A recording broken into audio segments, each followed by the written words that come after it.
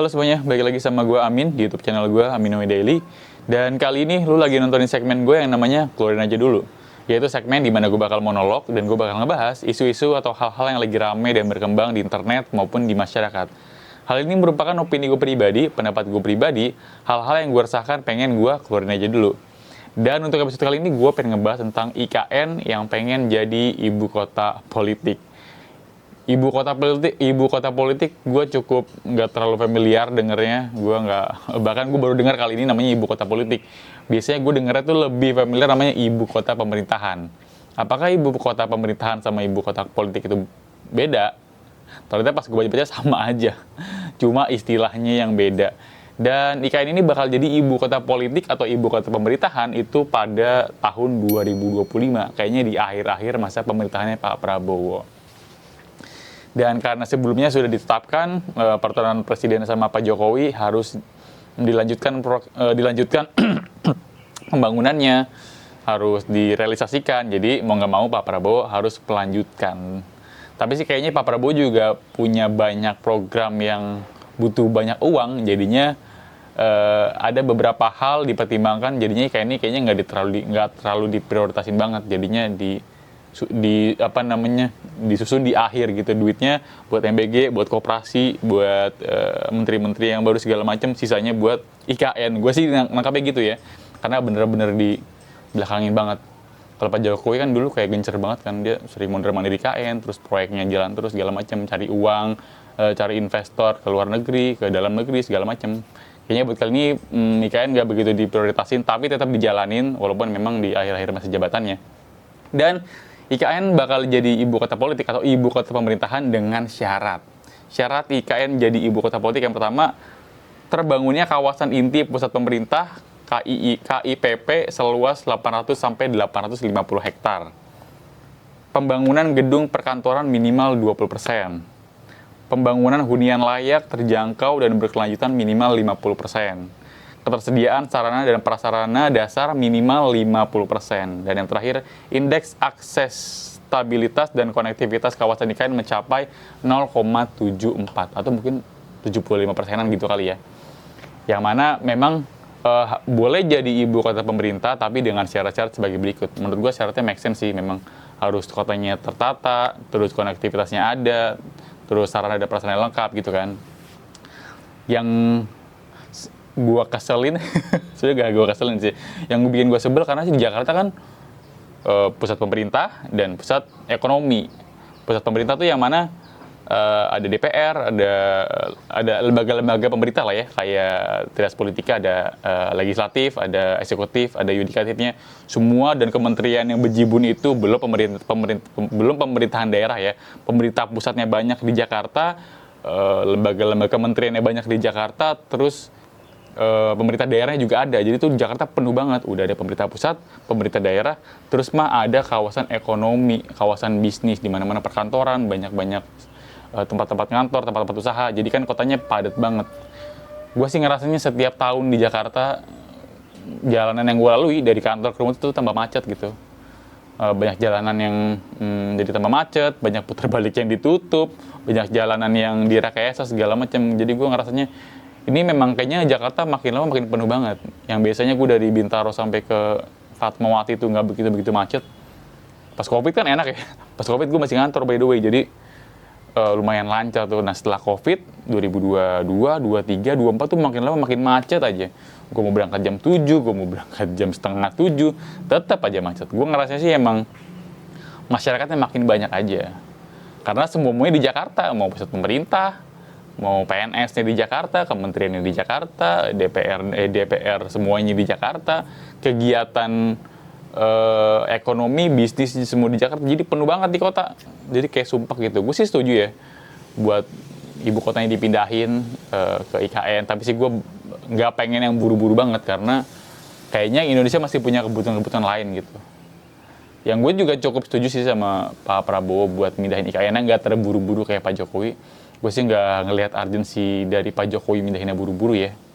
Gue sih lebih pengen tetap pindah, tapi nggak yang seburu-buru itu, yang lain juga perlu diberesin, jadi nggak fokusnya cuma ke IKN mulu gitu kan. Masih banyak PR kita ya, pendidikannya belum merata, ekonominya juga masih simpang siur, masih banyak kemiskinan dan lain-lain, terus masih banyak banget lah PR-nya, jadi nggak harus fokus sama IKN doang gitu kan. Dan gue merasanya ini adalah langkah yang bagus karena ya walaupun memang dibikin di akhir-akhir masa jabatannya Pak Prabowo 2028, tapi menurut gue pelan-pelan kita terrealisasikan akan ke sana. Karena Pak Prabowo juga udah punya program-programnya sendiri kan, cukup banyak memakan uang, gue rasa kayak makanan bergizi gratis, terus koperasi merah putih, terus beberapa ada penambahan gaji hakim kemarin, segala macam. Jadi kayaknya itu memakan uang yang sangat banyak, jadi IKN-nya agak digeser, nggak terlalu diprioritasin, jadi mentalin di akhir masa jabatan, ya mana nggak apa-apa juga gitu. Jadi gue pengennya nanti berasa gue siapa ya, gue sih berharapnya ketika nanti ibu kota itu ngomongnya ibu kota aja lah ya, ibu kota pemerintahan lah ya, ibu kota pemerintahan tahu ibu kota politiknya udah pindah ke sana, ke IKN atau ke Kalimantan Timur. Gue pengennya tuh, gue berharap sih harusnya Jakarta sih udah nggak macet banget lah ya. Gue bete banget gue di Kebayoran Lama macet, Pondok Indah macet, Fatmawati macet, pulangnya juga gue lewatnya TB Simatupang macet banget. Gue sih pengennya sih lebih lancar gitu. Gue sebel banget gue, walaupun sih memang deket sih, tapi gue ngerasa kayak hektik banget di jalan gara-gara macet-macetan. Gue pengen tuh Jakarta jadi kota yang lebih apa ya, nggak sumpek gitu. Gue pengennya lebih luas, lebih plong lah. Walaupun sih udah banyak banget bangunan ya, tapi gue rasa dengan dipindahin beberapa ASN atau pemerintahannya ke sana 2028 sih, masih lama sih. Gue berharapnya Jakarta jadi lebih longgar. Nanti ya beberapa di sana juga ada kantor-kantor kali beberapa, tapi nggak fokusnya ke kantor, kali fokusnya ke pemerintah. Tapi kan seenggak-enggaknya urusan-urusan negara masyarakatnya pindah ke sana. Di sini masih cuma kota bisnis aja. Walaupun juga bakal sumpak-sumpak juga sih, tapi kan seenggaknya mengurangi lah ya. Gue sih berharap gitu. Kemarin gue habis jogging aja ke tabrak spion motor. Padahal gue jogging jam 6 itu udah macet banget. Gue jogging di Bintaro tuh jam 6 pagi tuh udah macet banget sampai gue ke tabrak spion motor. Saking hektiknya gitu, mesti gue harus bangun harus jogging jam 5 kan, gue masih ngantuk jadinya. Gue pengen sih, tapi sih gue ngerasanya 2008 juga masyarakatnya makin banyak yang beda ke Jakarta sih, jadi ya ujung-ujungnya sama aja gitu. Tapi gue jujur gue suka dengan program pemerintahan yang digeser, karena kalau dijadiin di satu tempat bakal penuh banget kayak Jakarta. Di Amerika Serikat aja ada Washington, di Washington ke Amerika ya, tapi kan gue ngebacanya nih di Washington pusat pemerintahan, semua kegiatan negara ada di sana. Terus biasanya kota bisnis itu ada di New York gitu-gitu, yang gedung-gedung tinggi segala macem di sana. Nah, kota bisnisnya yang lu mau apaan aja bisnis, mau kegiatan komersil apaan aja ada di sana, jadi terpisah. Kalau lu mau politiknya berarti ke Washington DC, tapi kalau lu pengen bisnisnya ke New York lah gitu ibaratnya. Jadi lebih luas lah, nggak nyampur gitu. Terus juga pemerataan gitu. Kayaknya mah semenjak Pak Soeharto yang menjabat dulu kan dia fokus banget sama Jawa ya. Jadi Jawa sentris banget, semuanya di Jawa. Dari ujung sampai ujung. Jadi kan yang berkembang cuma Jawa doang. Dengan pindah ke sana kan seenggak-enggaknya nanti di Kalimantan seenggaknya lebih berprogres karena daerahnya nggak, maksud gue dilirik juga nggak kayak apa-apa Jawa semuanya dibangun di Jawa gitu-gitu. Kayak Jawa sentris. Di pulau-pulau lainnya malah nggak terfikirkan, atau malah yang nggak, progres pembangunannya nggak kayak di Jawa gitu. Gue pengen lebih rata karena kita tuh gede banget sebenarnya tahu, tapi kalau apa-apa di Jawa tuh kayaknya masih Jawa doang yang kerjain, kan kita kan luas banget sebenarnya. Yang lain juga, gue juga kaget waktu dulu gue ke mana ya, waktu gue punya kebun. Gue kan jadi kantor kelapa sawit, ada kelapa sawit di Kalimantan.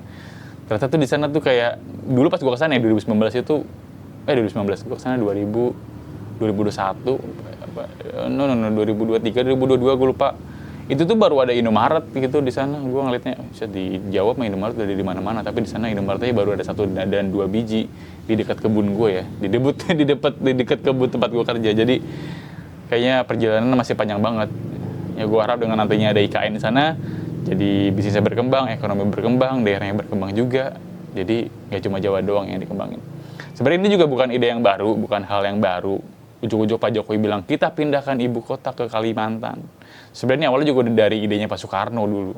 Pak Soekarno tahun 50-an atau 60-an pernah punya gagasan buat mindahin ibu kota ke Palangkaraya. Di Kalimantan Tengah lebih tepatnya. Kita agak geser ke timur, kita kan di Kaltim IKN. IKN tuh Kaltim daerah mana sih kotanya, gue lupa.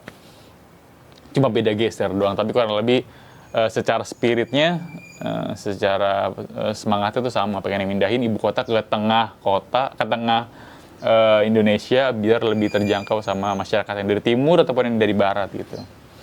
Gue sih berharapnya progresnya bisa tetap berjalan. Memang anggarannya besar, tapi gue sih pengennya jangan yang jor-joran banget ke IKN sih. Gue sih masih setuju sama program Pak Prabowo. Dijalanin tapi nggak begitu diprioritasin. Kita masih punya PR yang lain yang lebih urgent, yang lebih butuh perhatian ekstra. IKN mah oke, tapi mah nanti aja gitu. Kita fokus ke gizi, kita fokus ke masyarakatnya dulu, kita fokus ke orangnya dulu. Ini mah nanti aja. Tapi sih di IMBG juga punya problem sendiri, di Koperasi Merah Putih juga punya problem sendiri. Tapi kalau kita nggak ngelakuin karena kita takut atau karena kita ngerasanya salah terus, kita nggak bakal bertumbuh programnya. Mungkin dulu kalau BPJS nggak berlanjut programnya karena kita ngerasanya ini program malah nggak ngebayar dokter, nggak ngebayar rumah sakit, malah banyak ruginya dan segala macam. Kita berhenti di situ, mungkin kita nggak kayak sekarang. BPJS kan sekarang bagus banget ya. Gue ngerasa tuh pas istri gue operasi pakai BPJS, bokap gue berobat pakai BPJS tuh pelayanan tuh nggak ada bedanya sama pelayanan yang lu bayar tunai sendiri gitu. Jadi gue ngerasa itu terbantu banget sama program BPJS.